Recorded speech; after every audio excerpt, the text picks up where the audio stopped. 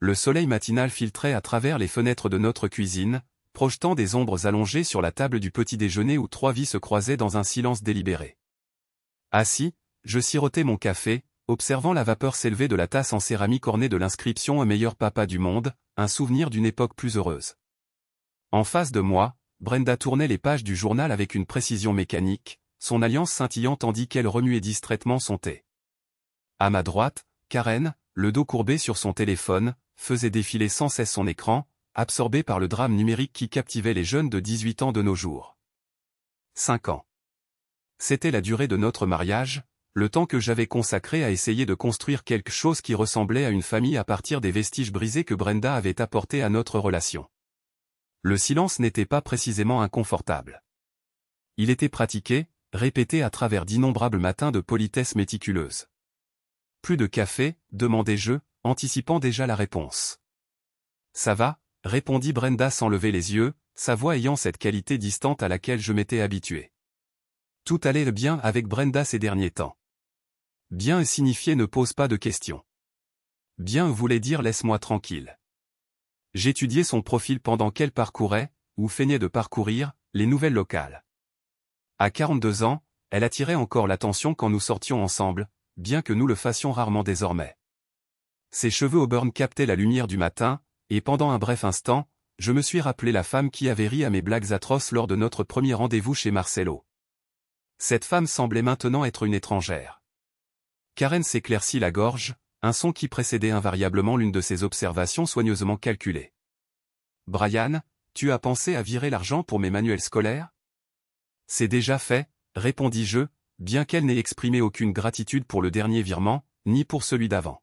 « Vérifie ton compte. » Elle hocha la tête sans quitter son écran des yeux, ses cheveux noirs tombant en cascade sur son visage comme un rideau. Il n'avait jamais été facile d'établir un lien avec Karen.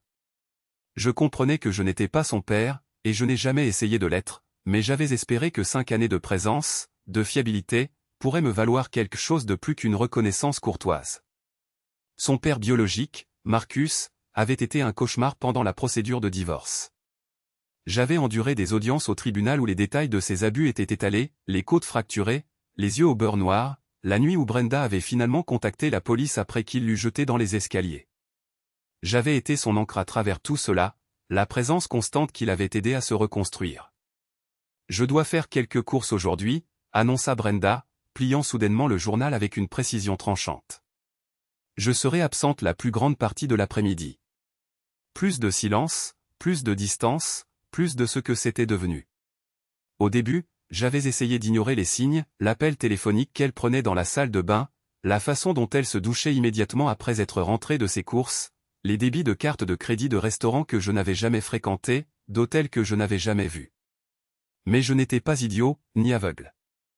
2 semaines auparavant, j'avais fait quelque chose que je n'aurais jamais imaginé faire. J'avais engagé un détective privé. David Chen avait été recommandé par un collègue dont le propre mariage avait implosé dans des circonstances similaires. Professionnel, discret, consciencieux. Et coûteux. 2000 $ plus tard, je possédais une enveloppe manille remplie de photographies, de relevés téléphoniques et de reçus d'hôtel qui dépeignaient un scénario que je redoutais de voir. Brenda n'avait pas simplement une liaison. Elle avait une liaison avec Marcus. Le même Marcus qui l'avait terrorisé pendant 8 ans. Le même Marcus dont l'ordonnance restrictive avait expiré il y a 6 mois. Les photographies étaient particulièrement accablantes. Brenda entrant au Riverside Motel sur Elm Street à 2h47 de l'après-midi un mardi, le pick-up de Marcus sur le parking, les deux repartant ensemble 3 heures plus tard, les cheveux de Brenda en désordre, son rouge à lèvres absent. Mais ce sont les textos qui ont vraiment révélé l'ampleur de leur tromperie, des captures d'écran de conversation qui me donnaient la nausée. J'ai hâte de te revoir là où est ta place bientôt, bébé. J'ai juste besoin de plus de temps pour trouver comment le dire à Brian. Dis-le ou pas. Quoi qu'il arrive, tu rentres à la maison avec moi.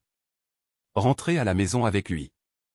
Après tout ce que j'avais fait, tout ce que j'avais fourni, tout ce que j'avais sacrifié pour l'aider à guérir des dommages qu'il avait infligés. Et Karen. La douce et innocente Karen, pour laquelle j'avais payé l'université, acheté une voiture, traitée comme ma propre fille.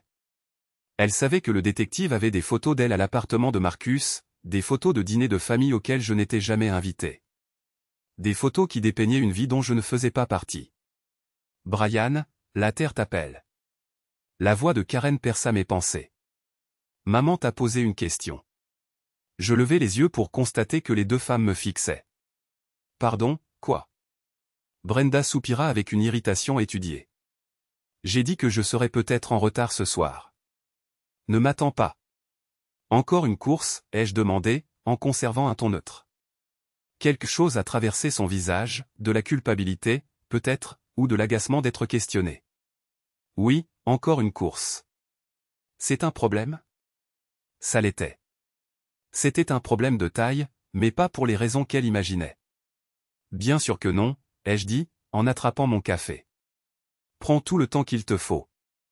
L'ironie ne m'échappait pas. Me voilà en train de lui donner la permission de continuer à détruire notre mariage, et elle n'avait aucune idée que je savais déjà précisément où elle serait et avec qui. Le téléphone de Karen a vibré, et elle y a jeté un coup d'œil avec un sourire à peine dissimulé. Maman, Marcus te passe le bonjour. Les mots sont restés suspendus dans l'air comme la fumée d'un canon. Le visage de Brenda a pâli, puis rougi. Ensuite, elle a fusillé Karen du regard, un regard à faire fondre l'acier. Karen, a-t-elle dit, sa voix sèche de reproche. Mais il était trop tard. Le masque était tombé, et nous le savions tous. J'ai reposé ma tasse de café avec une attention délibérée. Marcus me passe le bonjour, ai-je répété, laissant planer la question. C'est intéressant. Je ne savais pas que vous étiez en contact tous les deux. Ce n'est pas ce que tu crois, a dit Brenda rapidement, mais sa voix trahissait sa panique. Ce que je crois, ai-je dit, en me levant lentement, c'est que c'est exactement ce que je crois. La cuisine est devenue silencieuse, à l'exception du tic-tac de l'horloge murale et du bourdonnement lointain du réfrigérateur. 3 adultes, 3 versions divergentes de la vérité, et seulement un d'entre nous qui savait réellement ce qui allait arriver. Brian, a commencé Brenda, mais j'ai levé la main. En fait, ai-je dit, en marchant vers la fenêtre pour contempler notre pelouse parfaitement entretenue, notre quartier parfaitement normal, notre vie parfaitement frauduleuse, je pense que nous devons avoir une conversation. Une vraie. Pour une fois. Je me suis retourné pour les faire face, et pour la première fois depuis des mois, j'ai ressenti autre chose qu'une tristesse résignée. J'ai senti le calme froid et calculé d'un homme qui avait épuisé sa patience pour les mensonges. Alors, ai-je dit, en me rassoyant, pourquoi ne me parlez-vous pas de Marcus? Les mains de Brenda tremblaient alors qu'elle attrapait son thé, la tasse s'entrechoquant contre la soucoupe. Karen était restée complètement immobile, son téléphone oublié sur la table, l'écran noir. Je peux expliquer, a commencé Brenda, mais je l'ai interrompue avec un rire qui nous a surpris tous les trois. Oh, je suis sûr que tu peux. Tu as toujours été doué pour les explications. Mais avant que tu ne commences, laisse-moi te demander quelque chose. Je me suis penché en avant, ma voix baissant à un ton de conversation qui semblait d'une certaine manière plus menaçant que des cris. Tu me prends pour un imbécile? Brian, s'il te plaît. Tu penses, ai-je continué, que je ne remarquerai pas que ma femme disparaît pendant des heures? Que je ne me demanderai pas pourquoi tu te douches dès que tu rentres à la maison? Que je ne me demanderai pas pourquoi notre carte de crédit a des dépenses provenant du motel Riverside? La couleur a complètement déserté son visage. La bouche de Karen s'ouvrait et se fermait comme un poisson hors de l'eau. Tu as engagé quelqu'un pour me suivre, a murmuré Brenda. J'ai engagé quelqu'un pour découvrir la vérité, ai-je corrigé. Une vérité que tu sembles incapable de me fournir. Je me suis levé et j'ai marché vers le tiroir de la cuisine où je rangeais les documents importants, les garanties, les papiers d'assurance, et maintenant une enveloppe manie qui contenait la destruction de tout ce que j'avais construit au cours des 5 dernières années. David Chen est très méticuleux, ai-je dit, en sortant une sélection de photographies. Très professionnel. Il ne porte pas de jugement, ne fait pas de commentaires. Juste des documents. Des faits. J'ai placé la première photo sur la table, Brenda et Marcus entrant dans le motel. Son inspiration brusque était audible. Ceci a été pris mardi dernier, ai-je dit calmement. Tu m'as dit que tu faisais du shopping pour le cadeau d'anniversaire de Karen.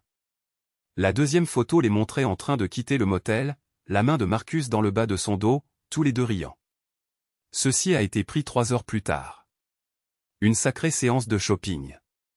Karen a retrouvé sa voix la première. Tu n'avais pas le droit. J'avais tous les droits, ai-je dit, ma voix toujours d'un calme exaspérant. Je suis son mari. Je suis l'homme qui a payé pour cette maison, ta voiture, tes études universitaires, les séances de thérapie de ta mère et toutes les autres dépenses de cette famille. Pendant 5 ans. J'ai placé une autre photo sur la table, celle-ci de Karen en train d'embrasser Marcus devant son appartement. Mais apparemment, je ne fais pas partie de la famille, n'est-ce pas, Karen? Elle avait l'air de vouloir disparaître dans sa chaise. Brenda a tendu la main par-dessus la table. Si c'était pour réconforter sa fille ou ramasser les photos, je ne pouvais pas le dire. Ne touche pas, ai-je dit sèchement. Ne les touche pas. Vous aurez vos copies assez tôt. Brian. La voix de Brenda était à peine un murmure. Ce n'est pas ce que ça a l'air. Vraiment? J'ai sorti mon téléphone et j'ai commencé à lire à partir des captures d'écran que David avait fournies. Marcus hier à 15h22, j'ai hâte de te revoir là où tu dois être. Ta réponse à 15h24, bientôt, mon chéri. J'ai juste besoin de plus de temps pour trouver comment le dire à Brian. Le visage de Brenda s'est effondré. Karen avait l'air physiquement malade. Plus de temps pour trouver comment m'annoncer, quoi, exactement? Que tu me quittes? Que tu n'as jamais surmonté ce que cet homme t'a fait, ce qui t'a conduite à l'hôpital? Que tout ce qu'on a construit ensemble ne signifie rien? C'est compliqué, répondit-elle d'une voix faible. Non, répliquai-je, me rassoyant. En fait, c'est très simple. Tu me trompes avec ton ex-mari violent, et tu utilises notre belle-fille comme intermédiaire. Il n'y a rien de compliqué là-dedans. Le silence s'étendit entre nous comme un gouffre. Finalement, Brenda leva les yeux, et j'observai quelque chose d'inattendu, de la défiance. Tu ne comprends pas ce que Marcus et moi partageons, déclara-t-elle, sa voix se raffermissant, ce que nous avons toujours partagé. Tu es un homme bien, Brian, mais tu n'es pas lui. Dieu merci, rétorquai-je sèchement. Il a changé, continua-t-elle, ignorant ma remarque. Il a reçu de l'aide. Il est différent maintenant. Assez différent pour mentir à ton mari sur le fait de le voir? Assez différent pour se cacher comme des adolescents? Assez différent pour impliquer ta fille dans la tromperie de l'homme qui prend soin de vous deux? Karen intervint enfin, et ses mots résonnèrent plus profondément que je ne l'avais anticipé. Tu ne nous possèdes pas, Brian. Maman a le droit d'être heureuse. Je la fixai longuement, cette fille que j'avais conduite à l'école tous les jours pendant 3 ans, la fille dont je finançais les études supérieures, dont l'assurance auto était à mon nom, dont je couvrais les frais médicaux sans hésitation. Tu as raison, finis-je par concéder. Je ne vous possède pas. Je n'ai jamais prétendu le faire. Mais je vous aimais. Toutes les deux. Et apparemment, c'était mon erreur. Brenda pleurait maintenant, mais ce n'était pas des larmes de remords. C'était des larmes de frustration, de quelqu'un qui s'était fait prendre et qui était en colère à ce sujet. Je veux être avec Marcus, déclara-t-elle brusquement, les mots jaillissant comme l'eau à travers une digue rompue. Je veux être avec lui depuis des mois. Je ne savais juste pas comment te le dire. Eh bien, dis-je en me levant, tu n'as plus à t'en soucier. Je me dirigeai vers le comptoir de la cuisine et pris le téléphone sans fil. Qu'est-ce que tu fais? Demanda Brenda, la panique revenant dans sa voix. J'appelle mon avocat, répondis-je, composant le numéro que j'avais déjà mémorisé. Si tu veux tant être avec Marcus, faisons en sorte que cela se fasse légalement. Brian, attends. Mais j'étais déjà en train de parler au téléphone. David, c'est Brian Wilson. Il faut qu'on se parle. Aujourd'hui. Oui, j'ai les preuves. Non, je ne vais plus attendre. Je raccrochai et me retournai vers ma femme et ma belle-fille, ces 2 femmes qui avaient mené une double vie sous mon toit, dépensant mon argent, mangeant ma nourriture, dormant dans des lits que j'avais payés, tout en planifiant leur stratégie de sortie. David Thornton est le meilleur avocat spécialisé dans les divorces de l'État, expliquai-je d'un ton conversationnel. Il s'est occupé du divorce de mon collègue l'année dernière. Très minutieux, très agressif, très cher. Mais puisque tu es si impatiente de commencer ta nouvelle vie avec Marcus, je me dis que c'est de l'argent bien dépensé. Tu ne peux pas juste. Commença Karen. Je ne peux pas juste quoi? Divorcer de ta mère pour adultère? Protéger mes biens contre quelqu'un qui me trompe systématiquement? Arrêter de payer les études de quelqu'un qui n'a clairement aucun respect pour moi? L'envie de se battre s'évapora des deux simultanément, comme si quelqu'un avait appuyé sur un interrupteur. Brian, dit Brenda doucement. S'il te plaît, parlons-en. Nous en parlons. Pour la première fois depuis des mois, nous parlons réellement de ce qui se passe réellement dans cette maison. Je ramassai les photographies et les glissai dans l'enveloppe. David sera là à 2 heures. Je vous suggère de décider de ce que vous voulez lui dire. Parce que d'une manière ou d'une autre, la vérité va éclater. Aujourd'hui. Je me dirigeai vers la porte de la cuisine. Karen m'appela, « Où vas-tu » Je m'arrêtai sur le seuil et me retournai vers ces 2 personnes qui avaient partagé ma vie, ma maison, et apparemment, mes secrets les plus profonds avec un homme qui avait autrefois brisé les côtes de Brenda. Je vais à mon bureau, dis-je. J'ai des appels à passer, des comptes à examiner, des plans à finaliser.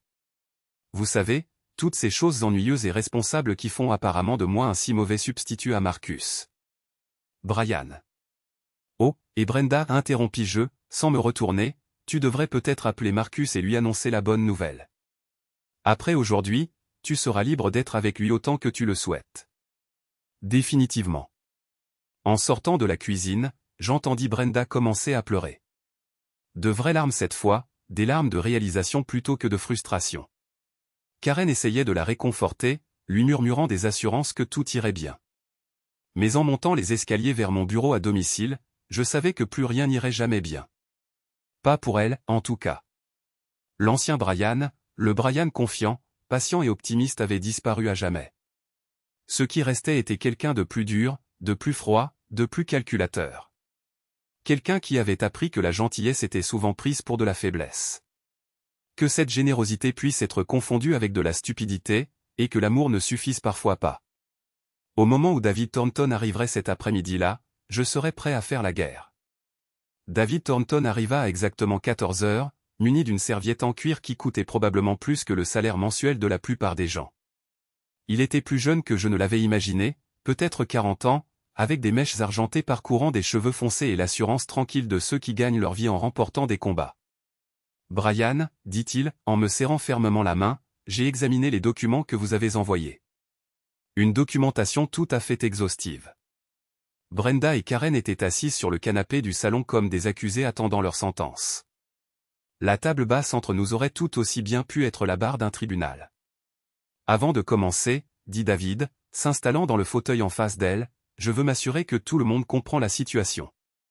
Madame Wilson, vous entretenez une liaison extra-conjugale avec votre ex-mari, Marcus Parker, depuis environ 4 mois. Est-ce exact? L'instinct d'avocate de Brenda refaisait surface, bien qu'elle travaille elle-même en droit de la famille et qu'elle sache qu'il valait mieux ne pas répondre. Sans représentation, je n'y suis pas obligé. En fait, si, l'interrompit David avec douceur. Parce que votre mari est prêt à demander le divorce pour motif d'adultère, et qu'il possède des preuves substantielles pour étayer cette allégation. La question est de savoir si vous préférez que cela se règle à l'amiable ou si vous souhaitez que votre vie privée soit disséquée en audience publique. La couleur quitta son visage. À l'amiable, murmura-t-elle. Excellent. David ouvrit sa serviette et en sortit un épais dossier. Alors discutons des conditions. Karen se pencha en avant. Quel genre de conditions? David me jeta un coup d'œil, et j'acquiesçai. Votre beau-père a une proposition, dit David.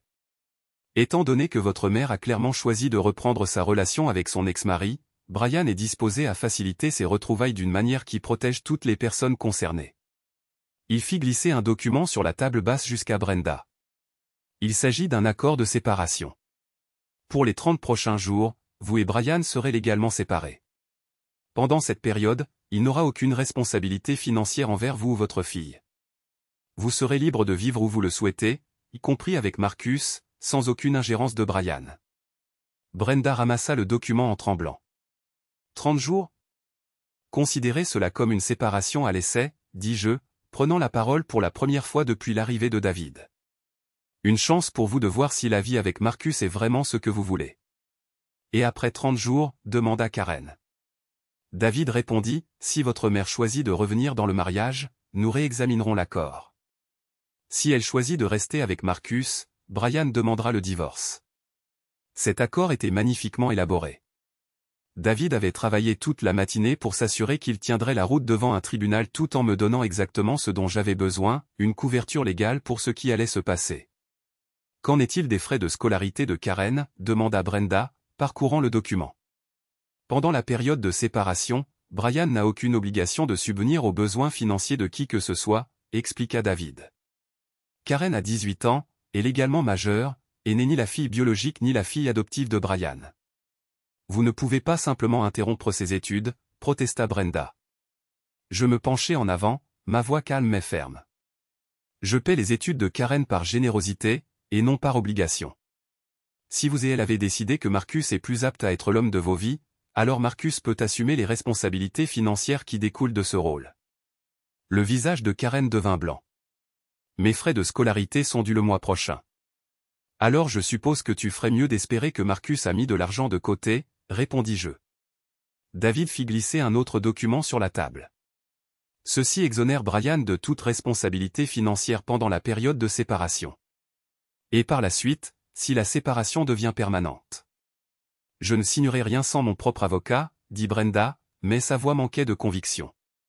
Bien sûr, acquiesça David, bien que je doive souligner que chaque jour de retard est un jour supplémentaire de frais juridiques qui s'accumulent. Brian est prêt à demander le divorce immédiatement, si vous préférez que cette affaire soit traitée par les tribunaux. Le silence se fit dans la pièce, interrompu seulement par le tic-tac de la pendule de parquet dans le coin. Un cadeau de mariage de mes parents qui finirait probablement bientôt dans un entrepôt. Que advient-il de la maison, demanda finalement Brenda. La maison est au nom de Brian, expliqua David. Il l'a achetée avant votre mariage. Vous n'avez aucun droit dessus. Les voitures, toutes deux immatriculées au nom de Brian.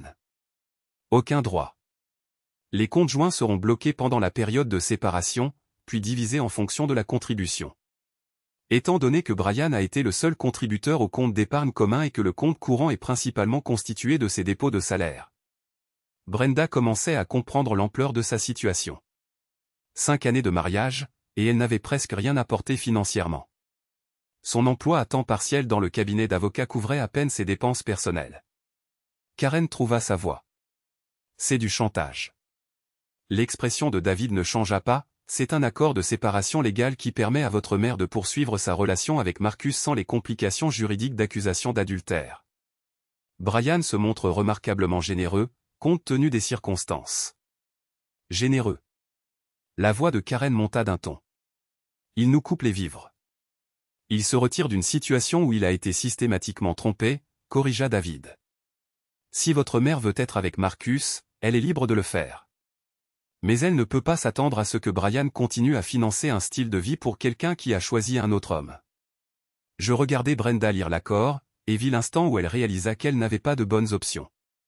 Combattre le divorce et voir son aventure révélée au tribunal, perdant ainsi tout droit à une pension alimentaire, ou approuver l'accord et tout miser sur Marcus. Si je signe ça, articula-t-elle lentement, et que les choses ne se résolvent pas favorablement avec Marcus. Alors vous aurez appris quelque chose d'inestimable concernant la distinction entre le fantasme et la réalité, répondis-je. Cependant, ce n'est plus mon problème. David jeta un coup d'œil à sa montre. J'ai un autre rendez-vous à 4 heures. Quelle est votre décision? Brenda scruta Karen, puis moi, puis le document qui allait soit la libérer pour poursuivre ses aspirations, soit briser irrévocablement sa sécurité. Où est-ce que je signe, murmura-t-elle. David sortit un instrument d'écriture extravagant et indiqua l'emplacement de la signature. Brenda signa sans examiner les petits caractères, une erreur qui allait avoir un coût exorbitant. Karen doit signer aussi, déclara David, reconnaissant qu'elle comprenait les clauses concernant ses dépenses universitaires. Je ne signerai rien, déclara Karen d'un ton défiant. Alors tu n'iras pas à l'université, déclarai-je simplement. C'est ton choix. Le défi se dissipa. Elle signa. David rassembla les documents avec une efficacité rodée.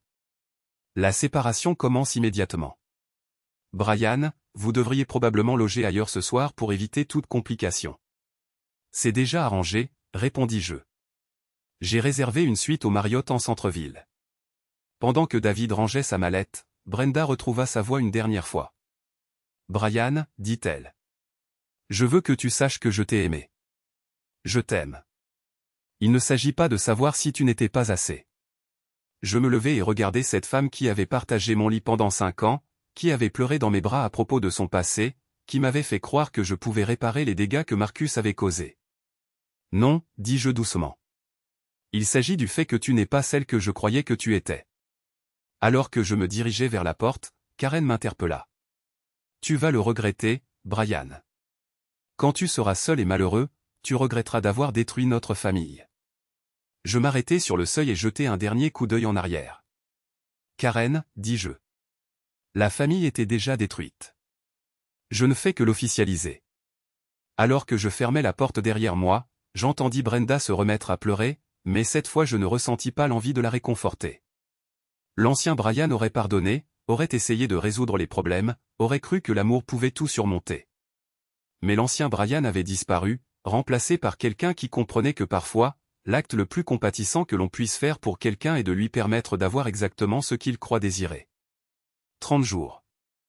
C'est tout ce qu'il faudrait à Brenda pour discerner l'écart entre le fantasme de Marcus et la réalité de vivre à nouveau avec lui. J'espérais seulement qu'elle survivrait à cette leçon. 3 semaines après le début de la séparation, mon téléphone sonna à 2h17 du matin. J'étais à Bangkok, où il était le début de l'après-midi, et j'examinais les contrats pour mon nouveau poste chez Shen & Associates. L'identification de l'appelant affichait le numéro de Brenda. J'ai laissé passer à la messagerie vocale. Le deuxième appel est arrivé 5 minutes plus tard, puis un troisième. Au quatrième appel, la curiosité l'emporta. Allô, Brenda? Brian? Oh mon Dieu, Brian, s'il te plaît. Sa voix était à peine reconnaissable, chargée de larmes et de quelque chose d'autre, de la peur. Que veux-tu? Demandai-je, bien que je le sache déjà. Je dois rentrer à la maison. S'il te plaît. J'ai fait une erreur. Une terrible erreur. Je me dirigeai vers la fenêtre de ma chambre d'hôtel à Bangkok, contemplant une ville qui vibrait de vie et de possibilités, à l'autre bout du monde du problème que j'avais laissé derrière moi. D'où appelles-tu? Demandai-je. L'hôpital, murmura-t-elle. Marcus. Quand il boit, il devient. Elle n'avait pas besoin de terminer la phrase. Je pouvais combler les lacunes. Marcus n'avait pas changé. Marcus ne changerait jamais. Et maintenant, Brenda se souvenait pourquoi elle l'avait quitté la première fois. Karen est avec toi. Elle est dans la salle d'attente. Brian, je sais que je n'ai pas le droit de demander, mais... Tu as raison, l'interrompis-je. Tu n'as pas le droit de demander. Tu as signé un accord. Tu as fait ton choix. Les 30 jours ne sont pas encore écoulés, dit-elle désespérément. Je peux encore revenir, n'est-ce pas? L'accord disait. L'accord disait que tu étais libre de résider où tu le souhaitais. Il ne garantissait pas que tu pourrais revenir. Un silence à l'autre bout du fil, brisé seulement par le bruit de ses sanglots. Où es-tu? Finit-elle par demander. En Thaïlande. J'ai accepté un poste dans une entreprise de logiciels ici. Bangkok est magnifique en cette saison. Tu as quitté le pays. J'ai tout quitté, Brenda. Mon travail, ma maison, ma vie. J'ai tout recommencé comme toi. La maison, est-ce qu'on peut? Je l'ai vendue. Mentis-je avec aisance, ainsi que les 2 voitures. J'avais besoin de l'argent pour repartir à zéro. La vérité était plus compliquée. La maison était toujours à moi, vide, à l'exception d'une société de gestion immobilière qui encaissait les loyers des locataires que j'avais trouvés, les voitures étaient entreposées. Mais Brenda n'avait pas besoin de le savoir. Tu as vendu notre maison. L'incrédulité dans sa voix était presque comique. Ça n'a jamais été notre maison, Brenda. C'était ma maison dans laquelle tu vivais. Tout comme c'était mon argent qui payait tout, mon crédit qui garantissait les prêts, mon nom sur les actes de propriété et les titres. Mais où allons-nous? Qu'en est-il de l'école de Karine? Qu'en est-il? Marcus peut payer pour son école.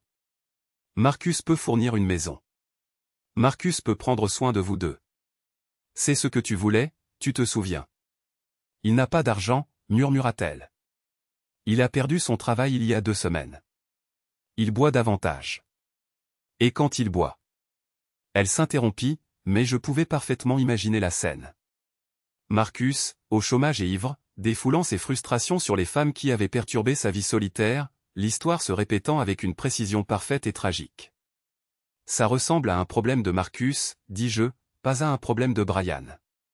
S'il te plaît, supplia-t-elle. Je ferai n'importe quoi. Je signerai tous les accords que tu veux. Je suivrai une thérapie. Brenda, l'interrompis-je doucement, tu te souviens de ce que tu m'as dit quand je t'ai demandé si tu me trompais? Silence. Tu m'as dit que ce n'était pas trompé parce que tu m'en avais parlé. Tu t'en souviens, Brian? Tu m'as regardé droit dans les yeux et tu m'as dit que trahir tes vœux de mariage n'était pas vraiment une trahison tant que tu étais honnête à ce sujet. J'étais confuse. Tu étais amoureuse d'un autre homme. Et maintenant tu m'appelles depuis un hôpital parce que cet homme t'a mise là, comme il l'a fait avant, comme il le fera encore. Je pouvais l'entendre sangloter, pouvais l'imaginer dans un couloir d'hôpital stérile, probablement avec de nouvelles ecchymoses, appelant l'homme qu'elle avait abandonné pour l'homme qui venait de la blesser. Je le mérite, dit-elle finalement. Je sais que je le mérite. Mais Karen ne le mérite pas. Elle n'est qu'une enfant et elle a peur et elle ne comprend pas. Karen a très bien compris quand elle m'a dit que je ne te possédais pas, dis-je. Elle a compris quand elle a participé à me mentir pendant des mois. Elle a compris quand elle a signé l'accord de séparation. Elle a 18 ans. Exactement. Elle est une adulte qui a fait des choix d'adulte. Maintenant, elle doit vivre avec les conséquences d'adulte. La ligne resta silencieuse, à l'exception de sa respiration. Qu'est-ce que tu veux que je te dise, Brenda? Que je te pardonne? Que je revienne en courant pour te sauver du pétrin que tu as créé? Que je fasse comme si les 4 derniers mois ne s'étaient jamais produits? Je veux que tu te souviennes que tu m'as aimé autrefois, murmura-t-elle.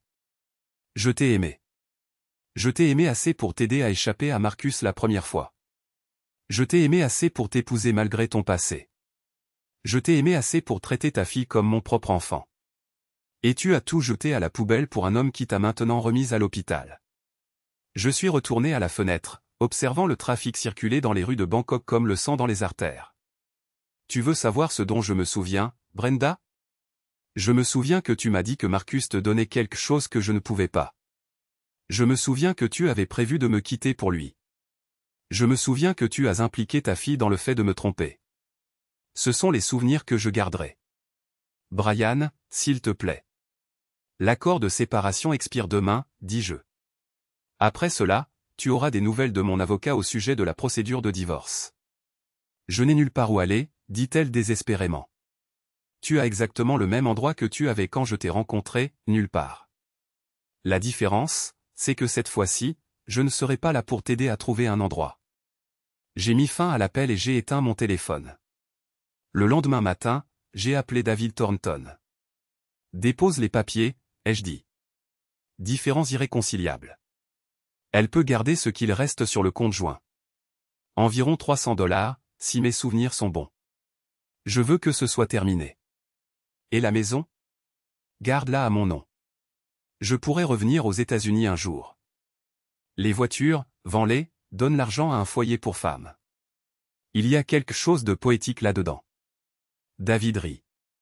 Tu es devenu assez froid, Brian. Non, ai-je corrigé. Je suis devenu réaliste. Il y a une différence.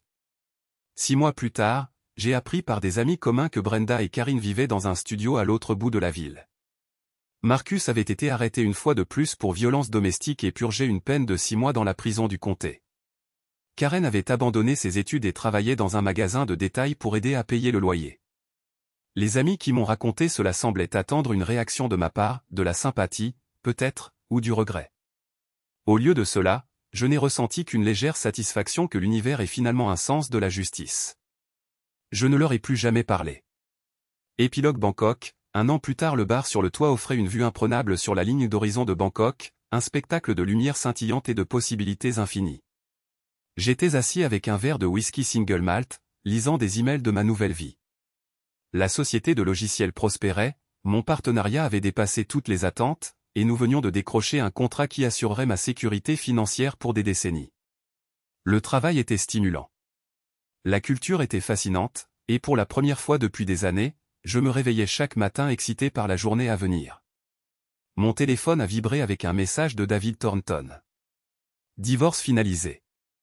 Elle n'a rien contesté. Tu es officiellement libre. Libre. Un mot si simple pour un concept si compliqué. Il y a un an, je pensais que la liberté signifiait avoir une famille, des gens qui dépendaient de moi, une maison remplie d'amour et de rire. Maintenant, je comprenais que la vraie liberté impliquait de choisir ceux qui méritaient ma loyauté, mes ressources et mon investissement émotionnel. J'en étais venu à réaliser qu'une gentillesse illimitée n'était que faiblesse, une générosité sans contrepartie était simplement de la folie, et un amour dépourvu de respect n'était rien de plus qu'un fantasme. Mon téléphone a vibré, affichant un numéro international que je ne reconnaissais pas, probablement une demande commerciale, et pourtant, quelque chose m'a poussé à répondre. Brian ? C'était la voix de Karen, étrangement vieillie, usée par tout ce que l'année écoulée lui avait infligé. Bonjour, Karen, ai-je répondu. J'ai obtenu ton numéro dans le carnet d'adresse de maman. Je suis consciente que tu ne souhaites probablement pas avoir de mes nouvelles, mais... Sa voix s'est éteinte, et j'ai attendu patiemment. Je voulais m'excuser, a-t-elle finalement dit. Pour tout. Pour t'avoir trompé. Pour avoir participé aux combines de maman. Pour l'avoir aidé à me faire du mal. D'accord, ai-je simplement répondu. C'est tout ? Juste, d'accord ? Qu'est-ce que tu veux que je dise d'autre ? Je ne sais pas. Peut-être que tu me pardonnes. Peut-être que tu comprends. J'essayais simplement d'aider ma mère à être heureuse. J'ai regardé le soleil se coucher sur Bangkok, peignant le ciel de nuances d'or et de carmin. Karen, ai-je dit doucement, tu n'essayais pas d'aider ta mère à être heureuse. Tu essayais de l'aider à obtenir ce qu'elle voulait sans conséquence. Il y a une différence. Elle est malheureuse maintenant, a dit Karen. Nous le sommes toutes les deux. Marcus est incarcéré. Nous avons à peine les moyens de payer le loyer. J'ai été obligé d'abandonner l'école. Je suis désolé d'apprendre cela, ai-je répondu. L'es-tu vraiment ? Ou es-tu content que nous souffrions ? La question est restée en suspens dans l'air entre nous, portée à travers des milliers de kilomètres d'océan et de temps. Je ne suis pas content que vous souffriez, ai-je dit honnêtement. Cependant, je n'en suis pas surpris non plus. Les actions ont des conséquences, Karen. Toujours. Pourrais-tu ? Envisagerais-tu de nous aider ? Juste temporairement, jusqu'à ce que nous nous remettions sur pied. Non. La finalité du mot sembla la surprendre. Juste savoir, après tout ce que nous avons représenté l'une pour l'autre. Nous n'avons jamais rien représenté l'une pour l'autre, Karen. C'était l'illusion dans laquelle je vivais. Tu as clairement indiqué que je n'étais rien de plus que le pigeon de ta mère. J'avais 18 ans. J'étais stupide et en colère, et tu avais 18 ans et l'âge de faire des choix. Maintenant, tu en as 19 et l'âge d'en assumer les conséquences. Elle pleurait maintenant, des sons doux qui m'auraient peut-être ému autrefois. Je sais que je ne mérite pas ton aide, a-t-elle dit. Mais maman, elle parle de toi parfois. À quel point tu étais gentil avec nous. Elle sait qu'elle a fait une erreur. Elle a fait un choix, Karen. Un choix très délibéré, calculé. L'erreur a été la mienne de croire que ce choix était motivé par l'amour plutôt que par la sécurité. Alors, c'est tout ? Tu vas simplement nous rayer complètement de ta vie ? J'ai terminé mon whisky et fait signe au barman pour en reprendre un. Karen, permets-moi de te poser une question. Si Marcus n'était pas redevenu le même ivrogne violent qu'il avait toujours été, s'il avait de l'argent et une belle maison et qu'il avait pu vous subvenir à toutes les deux, m'appellerais-tu maintenant ? Silence. C'est ce que je pensais, ai-je dit. Tu n'appelles pas parce que je te manque ou parce que tu as réalisé que j'étais un homme bon qui méritait mieux. Tu appelles parce que Marcus n'a pas marché, et que tu as besoin d'un autre filet de sécurité.